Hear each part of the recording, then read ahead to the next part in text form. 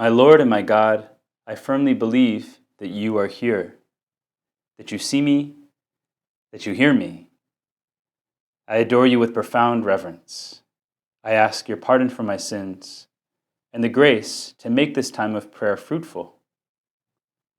My Immaculate Mother, Saint Joseph, my Father and Lord, my guardian angel, intercede for me. Many of you will recall that just a few months ago, there was a new saint in the church, St. John Henry Newman, who was canonized. Newman is a very interesting figure. When one looks at his life, one quickly realizes that he had a somewhat melancholic temperament.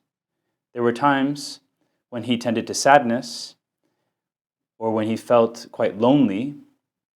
This was especially the case early on in his life, as a child and as an adolescent. When he got to college, when he went to Oxford to study, he had a hard time adjusting and making friends. And back in the days, students would often take a daily stroll as part of their overall schedule. Right? So they would study a lot, but then they'd also have these times of moderate exercise where they'd leave class and they'd walk the grounds of the campus. And so we can imagine the campus of Oxford, that beautiful campus with its green lawns, its paths winding between the buildings. And it was typical to see these students walking in pairs or trios of friends and discussing the topics of the day. As we can see those pairs of students walking and talking. And then there in the campus, we see the young John Henry Newman walking alone. Alone in his thoughts, alone in his concerns. And surely this would have called the attention of some people, the fact that Newman didn't seem to have that many friends. He himself writes about this in his autobiography, the Apologia. He says, "During the first years of my residence at Oriel, though very proud of my college, I was not quite at home there. I was very much alone, and I used to often take my daily walk by myself. I recollect once meeting Dr. Copleston, who was then the provost, with one of the fellows. He turned around, and with the kind of courteousness which sat so well on him, he made a bow to me and said, 'Nunquam minus solus, quam cum solus.'" Now, of course, that is Latin, and the phrase in English would be translated as, "Never less alone than when alone." That phrase struck Newman very deeply. And perhaps Copleston, looking at Newman, realized that although he was alone and suffering, he was not alone because he was talking with God. Yes, he was alone walking through that campus, but he was praying. He was talking with the Lord. And this is true, right? We are never less alone than when alone, when we are with God. You know, sometimes we can have this desire, especially when the day is really stressful or when we're a bit anxious, where we just say, I just want to be alone right now. I just want to get away from it all. And this is important, right? This solitude, there's a need in us to be away from it all. It's important to know how to pull away from the hustle and bustle and to find silence. But not as an exercise in selfishness.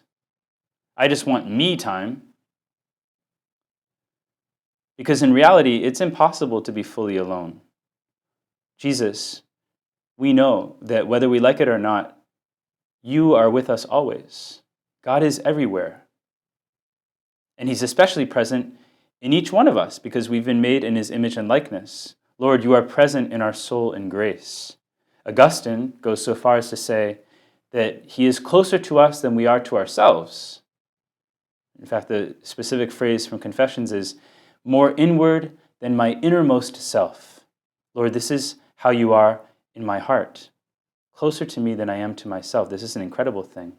And so we're never truly alone.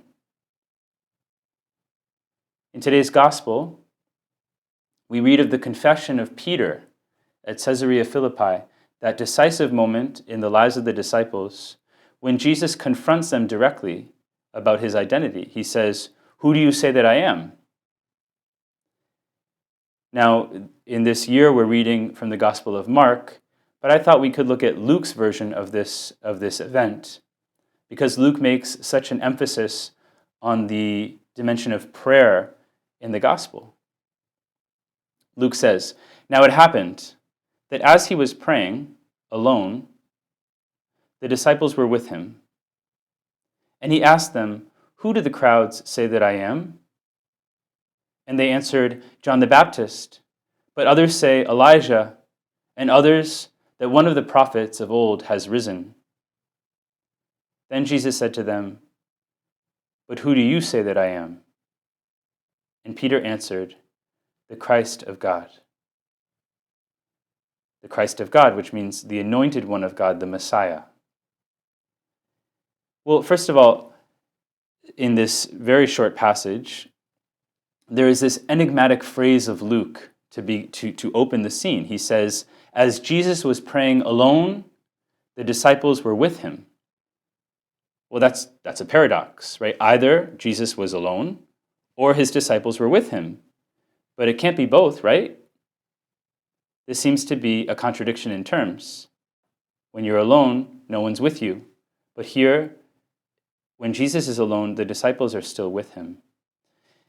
It's a mysterious phrase. The Pope Emeritus, Benedict XVI, has commented on this point. He said, "The disciples are drawn into the solitude of Jesus, his communion with the Father that is reserved to him alone." And what we see is that it is from this privileged place of intimacy where the disciples are invited into a dialogue between the Father and the Son. It's precisely in that place of intimacy that the disciples are able to see Jesus as he really is. Because that's precisely what Jesus asked them to do. He says to each one of them, "Who do you say that I am?" And Peter is able to say, "The Christ of God." Lord, how often you invite your disciples into this solitude with you, into this intimacy that you have with the Father. Isn't it true? We read this throughout the Gospels, that Jesus will invite his disciples away from the crowds. "Come away to a deserted place all by yourselves," he says, "and rest a while." And the Gospel writer says, "For many were coming and going, and they had no leisure even to eat." All that hustle and bustle of their ministry was wearing on the disciples, and Jesus turns to them and says, "Come away. Come away from the crowds and rest with me. Enter into my solitude. Be with me when I'm with the Father." This is a definition of prayer. What is it to pray? What does it mean to be recollected, to be in the presence of God? To pray is to rest in the Lord, to rest a while. And this is the goal of our lives because, in a sense, everything that we're doing is pointing towards heaven. Lord, our very lives are directed towards rest, the rest of heaven. Because to be in heaven is to rest in the Lord, is to enjoy the beatific vision. But it's also the goal of every moment of our life, right? We want to be with Jesus at all times. It's the goal, surely, of these 10 minutes, right? 10 minutes with Jesus is precisely that. It's 10 minutes of rest with the Lord. And so we can ask ourselves, are we resting? Do we know how to spend these brief moments, these 10 minutes, truly at rest? To be alone with the Lord.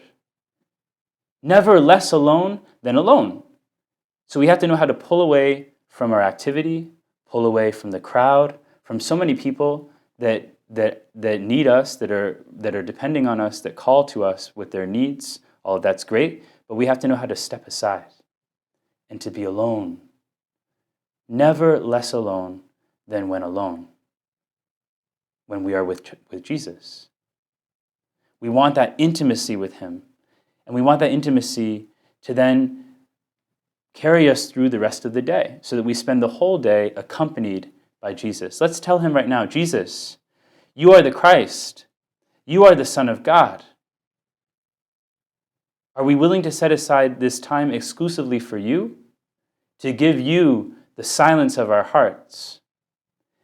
We have to know how to be quiet on the outside and on the inside. We turn down the volume of so many worries and concerns, and we're simply present to the Lord. Mary knew how to do this. We ask our Mother Mary, who really is an expert in prayer, that she teach us what it means to be alone with the Lord, alone with God. I thank you, my God, for the good resolutions, affections, and inspirations that you've communicated to me in this meditation. I ask your help in putting them into effect. My Immaculate Mother, Saint Joseph, my Father and Lord, my guardian angel, intercede for me.